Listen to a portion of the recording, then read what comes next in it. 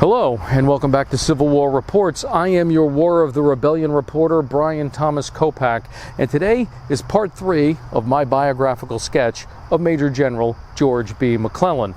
In part 2, we looked at McClellan's career from the time he arrived in Washington, fresh off of his victories in Western Virginia, and shortly after the debacle at First Bull Run.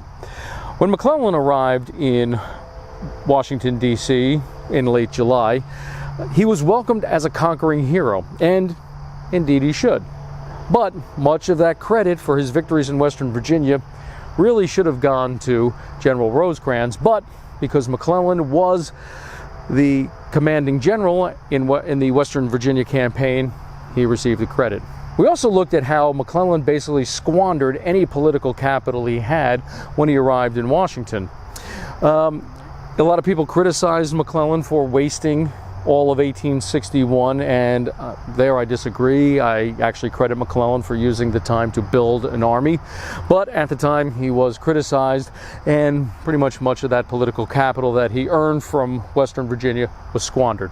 I do criticize McClellan for basically straining his relationship between himself and President Lincoln and Lincoln's cabinet, although, as mentioned in episode 2, McClellan was promoted to General-in-Chief after Brevet Lieutenant Winfield Scott resigned. We left off part 2, basically the beginning of 1862, and 1862 did not start well for President Lincoln. His General-in-Chief, George McClellan, became ill with typhoid, and there are varying reports as to the severity of that. McClellan did miss a very important White House meeting on January 10th, but he did summon enough of his strength to rise himself from his sickbed, and he did report to the White House on January 12th. And it was at the January 12th, 1862 meeting that McClellan finally presented a plan of action against the Confederates. It was dubbed, and I hope I'm pronouncing this name correctly, the Urbana Campaign, where McClellan was going to move his entire army by boat down the Potomac into the Chesapeake and land his army in Urbana, and I hope again I'm pronouncing the name correctly, Urbana, Virginia, at the base of the Rappahannock River. Well, Lincoln did not like that idea. Even though McClellan was going to outflank the Confederates that were stationed in and around Manassas, they were there since their victory in July of 1861, and McClellan believed that this would force the Confederates to dislodge from Manassas and retreat back to their capital in Richmond, Virginia.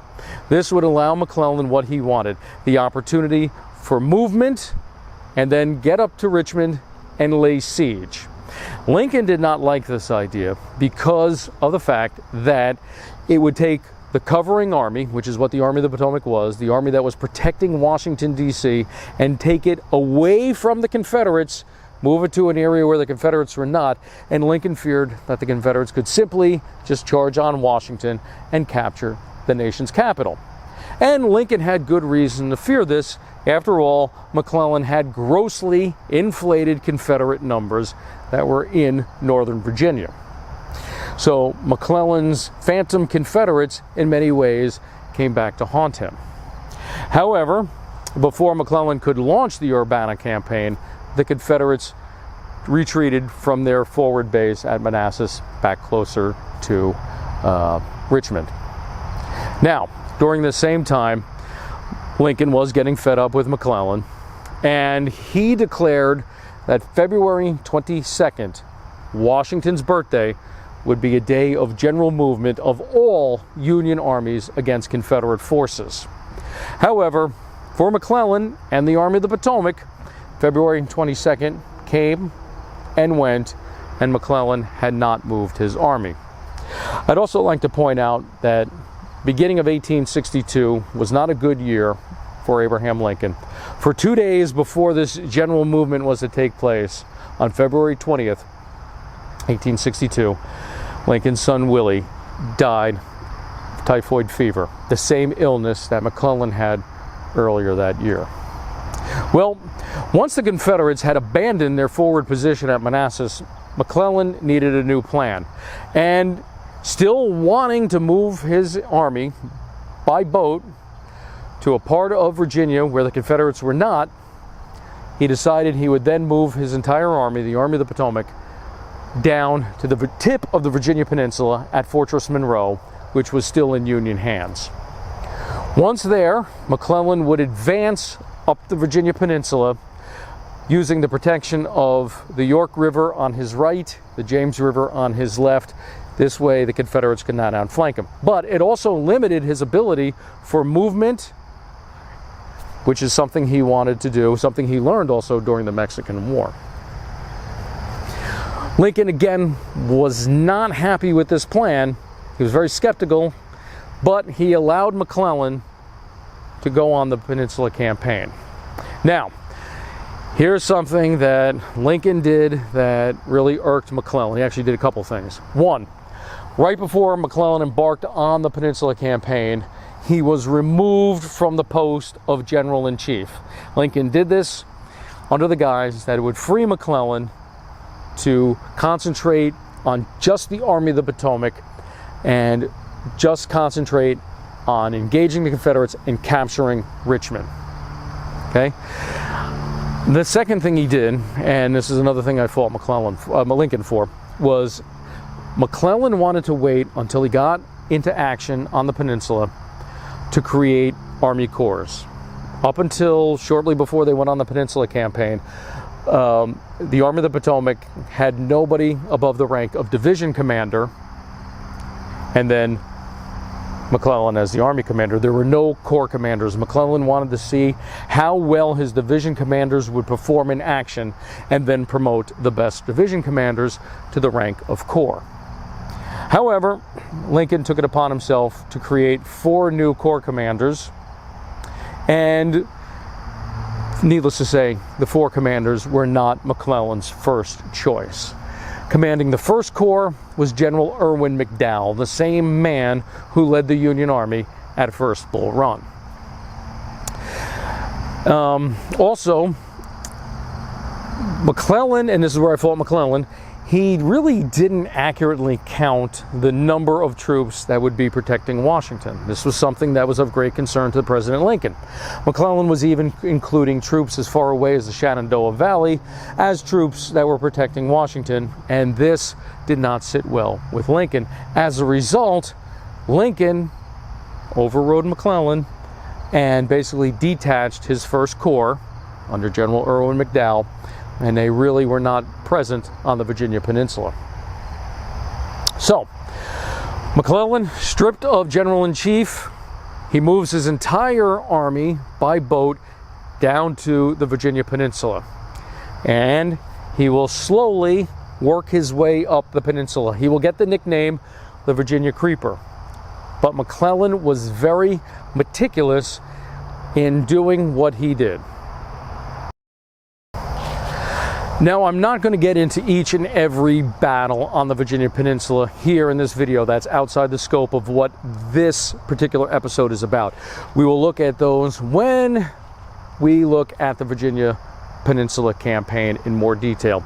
But I want to state this much.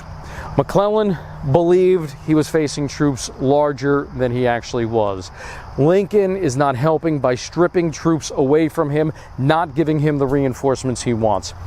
Lincoln did not help the situation when it came to McClellan and his belief in phantom Confederate troops. McClellan arrives on the peninsula, begins a slow march westward towards Richmond. First Confederates he encounters is at the old Revolutionary battlefield of Yorktown. There are only about 11,000 Confederate troops, but they are commanded by General John Magruder, a man who had the nickname Prince John for his theatrics, his fancy uniforms, and his theatrics on the battlefield. And so McClellan is facing the Confederates. He doesn't know how big, how strong they are. Magruder is tricking McClellan. He has his men march up and down, north and south on the peninsula, playing music loud, playing the drums and the pipes very loudly, lighting many more campfires at night than he needs, McClellan believes he's facing a very large Confederate force. What does McClellan do? He decides to lay siege. He brings up his siege guns, and just as he's ready to open up on the Confederates, they retreat up the peninsula towards Richmond. There'll be a couple of battles on the Virginia Peninsula. Williamsburg will be one of them, the old colonial capital of Virginia. At the Battle of Fair Oaks, or sometimes called Seven Pines by the either side, the Confederate commander, Joe Johnson, is wounded. He will be replaced the next day by Robert E. Lee, and Robert E. Lee will command the Army of Northern Virginia until the very end. McClellan gets within 6 miles of the Virginia capital. He's within 6 miles of Richmond, the Confederate capital. And he's ready to lay siege, to start to lay his siege. Okay? He's very close to the Confederate capital. Lee, in a bold move, attacks McClellan in what becomes known as the 7 Days Battles. In a series of battles lasting over 7 days, the Confederates suffer heavy casualties. And believe it or not, almost every one of the battles during the 7 days is a tactical Union victory. But McClellan, believing he's outnumbered, begins a tactical withdrawal. Some people will call it a retreat, fair enough. And he retreats from his base of operations along the York River to a new base on the James River. Okay. The last of the 7 days battles was a big mistake for the Confederates, the Battle of Malvern Hill. Very, very costly for the Confederates. But even after that victory, McClellan continues to retreat to Harrison's Landing. He's now 15 miles away from Richmond. Lee achieved his objective to secure the safety of the Confederate capital. While this is going on, Lincoln creates a new army, the Army of Virginia, under General John Pope. And McClellan basically has his army stripped from him and many of his troops sent back up to Washington to join General Pope's Army of Virginia, which will end in the second debacle at Bull Run. The Battle of Malvern Hill, which was the last of the 7 days battles, took place on July 1st, 1862. And although it was a Union victory, McClellan continued to change his base of operations from the York to the James River, settling at Harrison's Landing along the James River. Exactly 1 week later, on July 8th, President Lincoln came to Harrison's Landing to meet with McClellan and to review the Army of the Potomac. McClellan, still wanting to snub President Lincoln any way he could, deliberately gave the president a small, undersized horse for the president to ride around on to review the troops, in an effort just to make the president look silly. While he was there, McClellan also slipped Lincoln a letter which contained McClellan's views on how the war should be conducted. Lincoln read the letter in McClellan's presence, but made no comment. McClellan would write to his wife about this and explain to her that he does not feel Lincoln is the man who should be president to execute the war. About 2 weeks later, Henry Halleck was promoted to General-in-Chief, McClellan's old post, and it was General Halleck who would issue the orders to essentially end the Peninsular Campaign and evacuate the troops off of the Virginia Peninsula. There, once evacuated, those troops would be added to General John Pope's newly created Army of Virginia, and they would meet defeat at the Battle of Second Bull Run. The Battle of Second Bull Run would turn out much the same way the Battle of First Bull Run did for the Union Army. McClellan was in Washington, D.C. at the time of the Battle of Second Bull Run, and he could hear the battle in the distance. He could hear the roar of the cannon, and he could do nothing more than just listen and wait. As he started to see the demoralized Union troops returning to Washington from the Manassas battlefield, he put on his best uniform, complete with dress sword and his famous yellow sash, to ride out to meet the troops. There he was greeted by men who screamed, "Mac is back." That is how much the men loved General George McClellan. And this concludes Part 3 of my biographical sketch of my favorite Civil War general, George B. McClellan. Check back again soon for Part 4. Until next time, please keep the history alive.